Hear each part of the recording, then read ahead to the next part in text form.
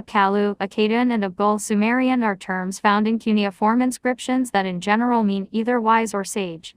In several contexts the Apkallu are 7 demigods, sometimes described as part man and part fish associated with human wisdom. These creatures are often referred to in scholarly literature as the 7 sages.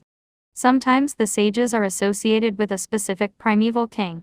After the deluge, see Epic of Gilgamesh. Further sages and kings are listed. Post-deluge, the sages are considered human, and in some texts are distinguished by being referred to as Amanu, not Apkallu. The terms Apkallu as well as Abgul is also used as an epithet for kings and gods as a mark of wisdom or knowledge. A further use of the term Apkallu is when referring to figurines used in apotropaic rituals. These figurines include fish-man hybrids representing the 7 sages, but also include bird-headed and other figures. In a later work by Berossus describing Babylonia, the Apkallu appear again, also described as fishmen who are sent by the gods to impart knowledge to people. In Berossus, the first one, Oannes, a variant of Iona, is said to have taught people the creation myth, the Enuma Elish. The term Apkallu has multiple uses, but usually refers to some form of wisdom. Translations of the term generally equate to English language uses of the terms the wise, sage, or expert too. As an epithet, prefix, or adjective it can mean the wise. It has been used as an epithet for the gods Ea and Marduk, simply interpreted as wise one amongst gods, or similar forms. It has also been applied to Enlil, Ninurta, and Adad 3.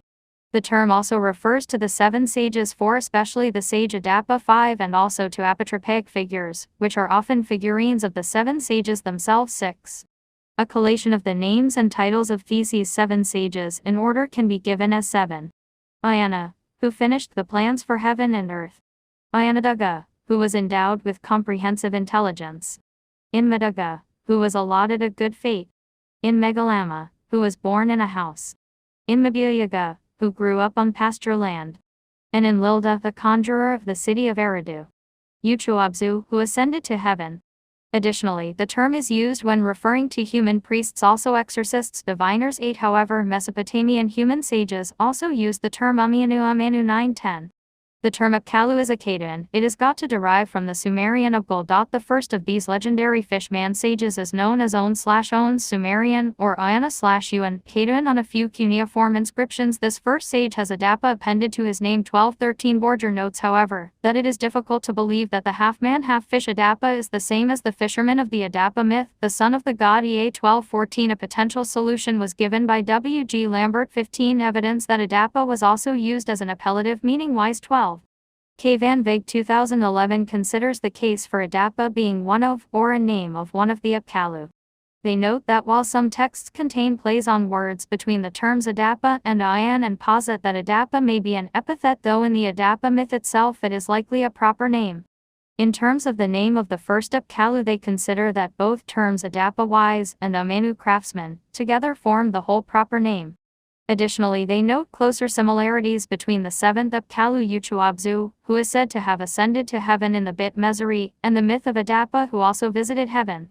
Both Adapa and the Apkallu have legends that place them halfway between the world of men and gods, but additionally, just as Oannes in the Greek version passes all the knowledge of civilization to people, so Adapa is described as having been made perfect with broad understanding to reveal the plans of the land.